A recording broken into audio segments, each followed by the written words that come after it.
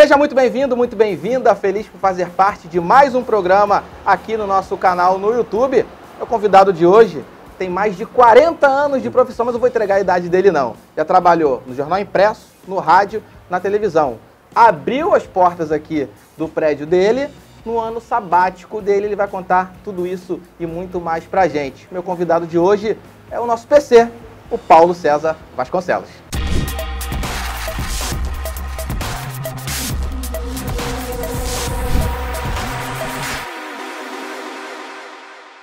PC, prazer receber você aqui. Prazer é todo meu.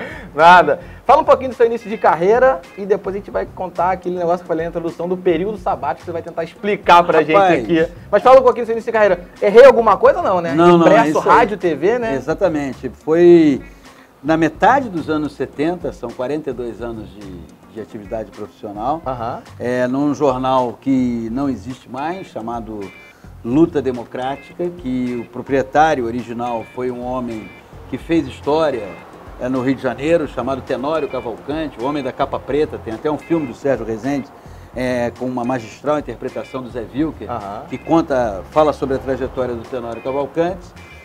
E lá eu cobria de tudo. Eu fazia uma coisa que eu acho que hoje em dia não existe mais nas redações, que era rádio escuta, e nos finais de semana também fazia esporte. Depois eu trabalhei no jornal em Nova Iguaçu, na Baixada Fluminense, chamado Hoje em Dia. Quando você falou jornal, desculpa te interromper, quando você falou jornal que não existe mais, eu achei que você fosse falar jornal dos esportes. Não, esse eu não trabalhei. Lembra dele? Do Rosinha? Lembro, Cor de Rosa. Órgão consultivo de todos os esportes. Exatamente. Essa definição do Jornal do Esporte. Aí depois eu fui para o Hoje em Dia em Nova Iguaçu, do Hoje em Dia para a Última Hora, para o Globo, para o Jornal do Brasil. Aí na paralela, a partir de um determinado instante, também na ESPN Brasil. Aí teve uma passagem pela Editoria Rio, da TV Globo, onde eu fui chefe de redação com o César Seabra, que era o diretor de jornalismo. Ele hoje comanda o jornalismo em Santa Catarina. E depois a TV Globo e Sport TV. E fala um pouquinho então da gente desse período sabático. Quando eu entrevistei o Tino Marcos aqui, na temporada 2018 do Aperte Play, ele tirou 8 meses de período sabático também, alguns anos atrás. Ele até falou, pô, pessoal da Globo, o que houve, Tino? Tá doente, alguma coisa assim? Ele, não, eu quero relaxar, eu quero fazer atividades simples. Levar minhas filhas na escola, sair para jantar com a minha esposa, programar um final de semana para viajar aqui no Rio ou fora do Rio e tudo. E aí eu falei, cara, eu preciso dar um tempo, preciso parar um pouquinho pra, cara, meramente assim, levar uma filha na escola, buscar uma mulher no trabalho, visitar meus pais que moram no interior, meus sogros, que eu pouco vejo, estão na casa dos 80, e ter um pouco mais desfrutar um pouco mais disso. Qual o objetivo do PC Vasconcelos desse Cara, ano fazer sabático? dar uma parada, né? Quando você tem 42 anos de atividade... Ininterruptos. Eu, por exemplo, pela primeira vez na minha vida, passei o mês de janeiro sem fazer rigorosamente nada. Indo à praia... É bom não fazer nada, né, PC? Não, em janeiro, né? Porque geralmente as pessoas tiram férias em janeiro, porque tem filhos e coisa e tal. Férias escolares. Eu não tive filhos, tenho um enteado, que é como se fosse um filho. Mas, enfim, não entrei nesse modelo. E aí, para mim, foi muito interessante. Além de tudo, você fazer uma reflexão sobre os novos momentos pelos quais passa a nossa atividade profissional, o exercício da crítica. Acho que muitas vezes algumas pessoas enveredam por um caminho pelo qual eu jamais enveredarei, que é de uma crítica descompromissada, de uma crítica às vezes desrespeitosa, às vezes a valorização de um tipo de personagem que não condiz, penso eu, com a atividade jornalística. Eu acho que o jornalismo é uma profissão muito séria e que você tem que exercê-la com muita seriedade, você tem que ser respeitoso. Não condiz com a essência do jornalismo. Exatamente. Né? Então é bom fazer essa reflexão.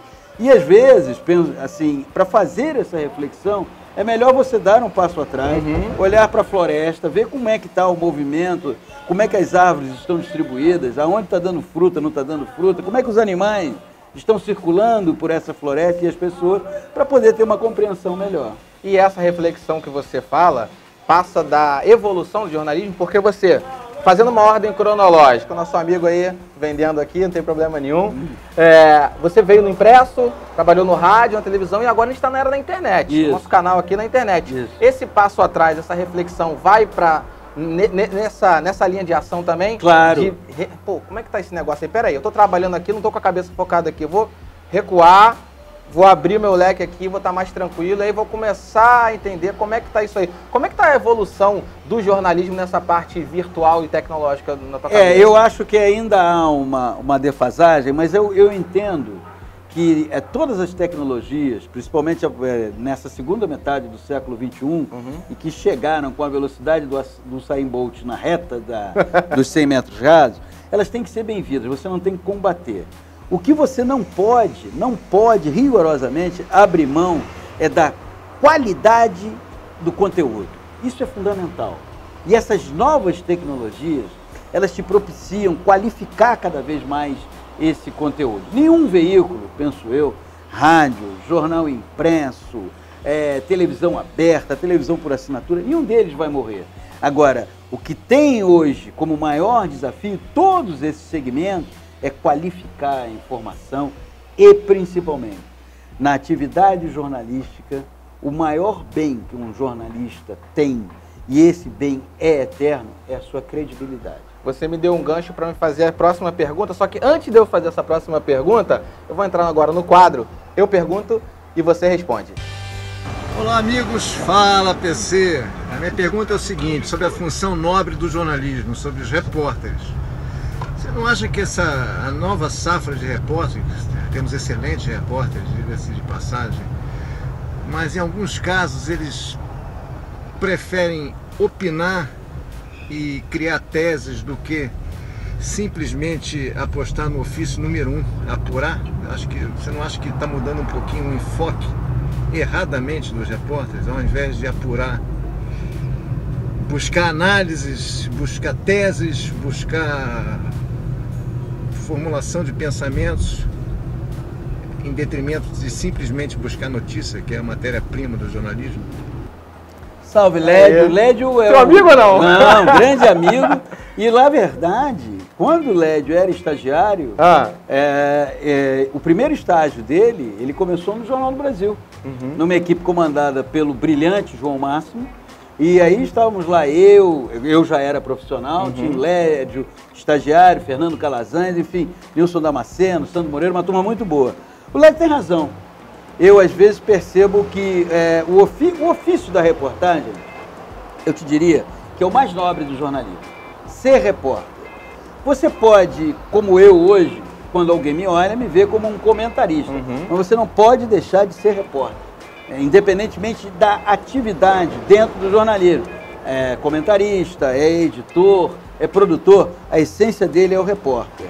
Agora, tem que procurar informação, e o Lédio tem razão. Você tem aí novos jornalistas, uma nova geração, com gente muito boa, mas tem gente que não está conseguindo dissociar. A opinião pode ser dada? Claro, pode ser dada. Todo mundo tem uma opinião e tem direito a exercê-la, a dizê-la. Mas o ofício principal do repórter é ir atrás da notícia. Dá trabalho, apurar dá muito trabalho, ouvir os lados, ser equilibrado. Mas tem muita gente que está desvirtuando um pouco dessa atividade, achando que ser repórter é mais opinar do que apurar, e é o contrário. Primeiro, apuração. O verbo apurar tem que ser conjugado por todos os jornalistas todos os dias, pelos repórteres a cada segundo. Você falou do JB, infelizmente ele voltou no passado à parte impressa, mas perdemos novamente há alguns meses atrás, ele não vai mais circular aqui no Rio de Janeiro, infelizmente. Uma pena. Uma pena. Eu pesquisei o PNAD, que é o Pesquisa Nacional de Amostra de Domicílio do IBGE, só que é de 2007, o mais atual esse. Mostra que apenas pouco mais de 9% de negros e pardos têm diploma de nível superior. 9% na nossa população dá pouco mais de 2 milhões. Você se enquadra nesses 9%. Fala de preconceito na sua profissão que você teve ou que você pode ter até hoje ou que você nunca teve. Não, tem uma filósofa que eu acho muito interessante, chamada Djamila Ribeiro. Tem uma obra muito interessante que eu recomendo a leitura, não apenas para negros, mas para quem quer entender como é o racismo brasileiro. O Brasil, ele vive um apartheid, praticamente. Esse racismo está estruturalizado.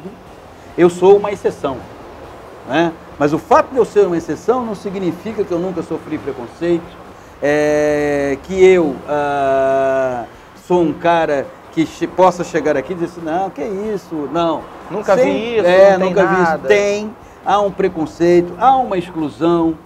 Para o negro ter acesso é tudo muito mais difícil, não é fácil, porque nós temos um modelo em que ele está sempre à margem, e como as pessoas vão se habituando a conviver com um determinado tipo de situação, em que em determinadas áreas, em determinados segmentos, você tem a presença predominantemente do branco, nem se toca no tema.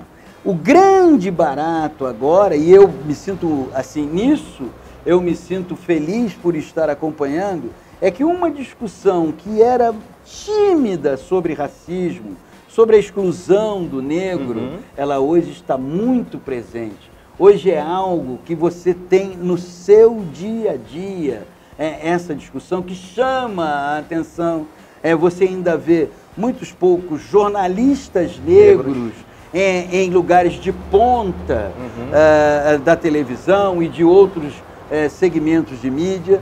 E tem uma frase da Maju Coutinho, que recentemente apresentou o Jornal Nacional numa edição de sábado, e isso virou uma notícia daqui, dali, e ela é brilhante, foi brilhante no Jornal Nacional, e ela fez um comentário que eu achei perfeito. Há de chegar o dia em que um negro apresentar um jornal como o Jornal Nacional não tem que ser notícia. Por enquanto ainda é. Exatamente. E isso mostra o quanto estamos excluídos. No veículo que eu trabalhei, o último veículo que eu trabalhei, no Grupo Globo, eu jamais fui discriminado, que fique claro. Pelo contrário, se você olhar o cenário geral, o Grupo Globo deu oportunidade a um comentarista negro, sem nenhum tipo de alusão, sem nenhum tipo de... E além de ser comentarista, e ter sido um comentarista que estava na final da Copa de 2006, na final da Copa de 2010, eu fui chefe de redação, acumulei os 2 cargos. Mas isso não quer dizer que eu jamais não tenha percebido na minha atividade profissional, não estou falando da empresa, mas na minha atividade profissional, que há uma exclusão, há um racismo. E a Djamila Ribeiro, a quem eu recomendo a leitura da sua obra, ela é muito precisa quando diz o racismo é estrutural. Sabe como é que ele se explica? Quando você vê um branco andando na sua direção, você não se assusta. Quando você vê um negro, passam várias coisas na sua cabeça. Não é? Eu fui criado e sempre combati uma frase que até hoje, infelizmente, no Brasil, muita gente a tem. Às vezes não a pronuncia. Branco correndo na rua é atleta, negro é ladrão. Isso é uma frase marcante para mim, porque eu convivi com ela. E ela sempre me incomodou muito e eu procurei combatê-la, da meu jeito, da minha maneira. Agora, o saudável nesse momento da sociedade brasileira é que os negros não estão mais se calando. E eles estão cada vez mais ganhando espaço. Virando a chave desse assunto, que é delicado, mas também é muito sério e tem que ser falado, está no ar a partir de agora, o Momento Resenha. PC Momento Resenha é aquele que eu peço pro meu convidado se auto-sabotar. Eu quero que você fale aí, um que vem na sua cabeça agora de bate-pronto, aquele agafe, aquele erro que foi ao vivo, que foi por escrito, no rádio, no teu começo de carreira, caraca, eu falei isso, que merda que eu falei, rapaz. Olha, eu por exemplo, eu já levei furos como repórter, já troquei nome de jogadores, já usei expressões... Ao vivo. Já usei expressões inadequadas, como, o fulano, lá no clube tal, ele bateu carteira. É uma expressão que talvez, numa conversa em mesa de bar, você possa usar, mas no ar ela é ofensiva a quem o cara que está recebendo. Exatamente. A quem eu associo, o fulano lá foi lá bater uma carteirinha, coisa e tal. Então eu já cometi e eu tive sempre a humildade de reconhecer. Já disse, essa também foi terrível. No rebaixamento do Corinthians, no Bem Amigos, o Galvão me perguntava, Paulo César Vasconcelos, o Corinthians vai cair? Eu falei, não cai. Caiu. Tem gente que até hoje, ele falou que o Corinthians não ia cair. Caiu. E eu caí junto. Né? A gente ainda vai ver PC Vasconcelos no primeiro semestre? De volta ativa? Rapaz, eu tô agora, eu não pendurei as chuteiras porque eu não jogo futebol, né? Mas pelo menos aposentei um pouco a fala. Que vai, tem aquela música do Zeca Pagodinho, que eu acho que é um hino de todos nós, né? Deixa a vida me levar. Para encerrar nosso papo aqui, aquela lembrancinha, aquele nosso souvenir, você que é um cara viajado, né? Opa! Pra tomar seu café, seu chá, sua cervejinha. Chá. Não sei qual é a sua preferência. Pô, obrigado. Obrigado mesmo. Sensacional, gostei. Estilizado, personalizado, acertei 2 L's, né? Isso. Certinho, isso, né? Isso. Sem numerologia. Não, nada. Espero que você tenha gostado. Maravilha, pô, você foi fica à ótimo. vontade aí. Foi ótimo. Tá bom, PC? Gostou? Adorei. É sempre bom conversar de futebol e eu sempre digo o seguinte, a conversa inteligente não morreu. Pelo contrário, a conversa inteligente existe. Tem um bando de gente que odeia conversa inteligente e às vezes dá a impressão que os que não são inteligentes estão em alta. Não, não estão não. Eles estão sempre em baixa. Agora, os inteligentes têm que se manifestar. Essa foi uma oportunidade de trocarmos ideia e termos tido uma conversa altamente inteligente sobre futebol. Obrigado pelo elogio, amigo. Galera, espero que vocês tenham gostado. Não sai daí, ó. Vai lá pro Instagram aqui do Aperte Play RJ, que eu vou fazer um ping-pong com o PC. Ele não faz a mínima ideia do que é isso. Ele vai saber já. Valeu, galera. Um abraço. Cheguei, mandei um WhatsApp pra um camarada aqui. Eu falei, olha só, quem é o amigo íntimo, assim, do Paulo César Vasconcelos? Você pode me indicar? Para mandar um vídeo, uma pergunta, alguma coisa para ele. Aí ele foi muito modesto, ele falou assim, eu. Falei, então manda.